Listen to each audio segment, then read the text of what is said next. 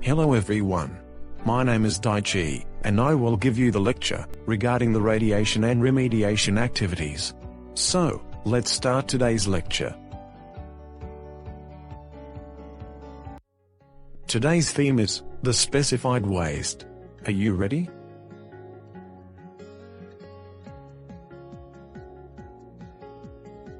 Hello, Hikari. How are you doing? Do you need any help? Oh, hello, Mr. Daiichi. I have no idea about the separation of trash, and that a bit embarrasses me.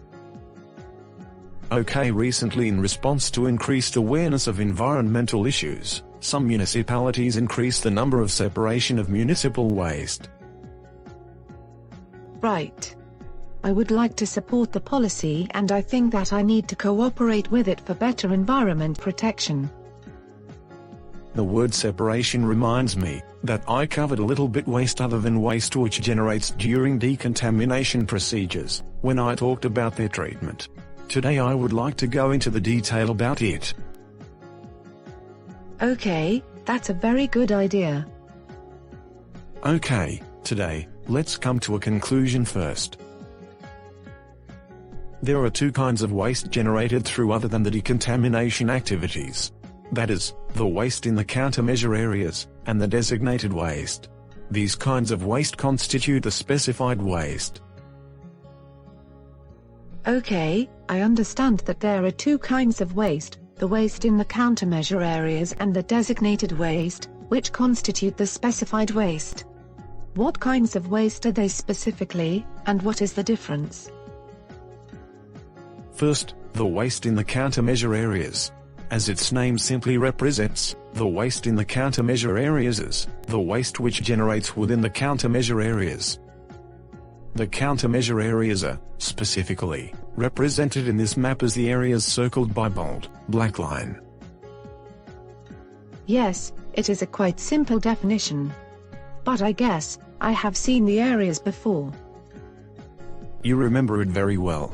The countermeasure areas cover the exact same areas as the special decontamination areas, which I explained in another lecture. In other words, they are basically designated based on the evacuation areas at the time. Okay, so what kinds of waste is specifically included in the waste in the countermeasure areas? The waste in the countermeasure areas includes mainly three kinds of waste. First, the waste generated due to the tsunami, after the earthquake in 2011. A large volume of waste generated within the countermeasure areas, especially in coast areas.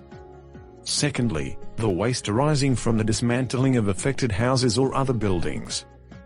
In the aftermath of this disaster, a large volume of waste generated due to the earthquake, tsunami, as well as deteriorating of houses after long-term abandonment caused by evacuation of residents, and that led to dismantling of houses. And the last one is the waste generated through cleanup activities by residents. The activities include temporary return, or preparation to return to their hometown after the lift of the evacuation orders. Yes, definitely there are all wastes generated other than decontamination activities. So, what about the designated waste? What kind of waste is that? Let me explain the definition first. The designated waste is the waste with more than 8,000 becquerel per kilogram of radioactivity. And they are individually designated by the Minister of the Environment. By the way, why is the 8,000 becquerel per kilogram the criterion for the designation? Are there any grounds for that? To make a long story short, this is the result of dose assessment. Among the procedures of the treatment of the designated waste, a procedure, in which the exposure dose would be maximized, was operation in landfill site of the designated waste. Even under this procedure, the exposure dose needs to be below 1 millisievert per year, which the Nuclear Safety Commission at the time recommended. The radioactivity concentration to meet this criterion was estimated as at maximum 8,000 becquerel per kilogram. Okay. I understand the ground of the number, 8,000. So, what kinds of wastes are specifically included as examples of the designated waste? Okay, I would like to take a few representative examples. First, incineration ash. Volume of inflammable waste is quite reduced during incineration procedure. Radioactive materials are, therefore, concentrated and radioactivity concentration tends to be increased.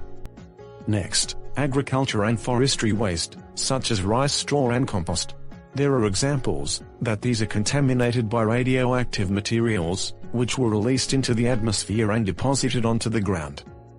Last one is sewage sludge and water purification sludge, especially cesium-137, which remains long time in the environment after the accident, has a characteristic to be firmly adsorbed to soil particle. So, during the procedures of wastewater treatment or water purification, which collect and remove these soil particles, sometimes wastes with high radioactivity concentration generate. After they generate, for example, in Fukushima Prefecture, they are supposed to be brought to temporary storage sites, incineration plants, landfill facilities, or recycle procedures. I would explain these procedures in another lecture. With regard to each facility, also I would like to explain details in other lectures. So, let me wrap up my lecture by providing you the key points. Today I talked about the specified waste. The specified waste comprises of two kinds of wastes. That is, the waste in the countermeasure areas, and the designated waste. First, the waste in the countermeasure areas is the waste arising in the countermeasure areas, and it covers the same areas with the special decontamination areas. Next, the designated waste is the waste which includes more than 8,000 becquerel per kilogram of radioactivity. And it is designated by the Minister of the Environment. Okay, today's lecture is now dismissed. See you next time. In this channel, the useful information regarding the radiation and remediation will be provided to you. If you like it, please subscribe to this channel, and do not forget to click the like button.